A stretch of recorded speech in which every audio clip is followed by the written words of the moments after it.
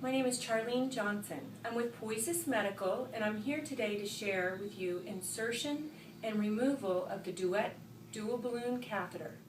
This is how the Duette appears after inflating both the anchoring balloon and the bladder protection balloon. The French size colored port inflates the base anchoring balloon. The black port inflates the bladder protection balloon. As with a Foley catheter, you will want to inflate the French colored size port first.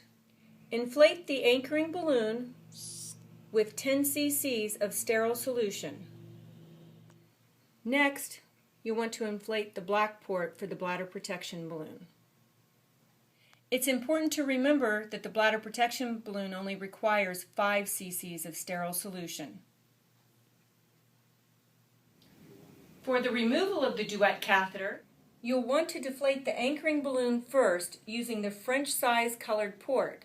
Then you can deflate the bladder protection balloon using the black port.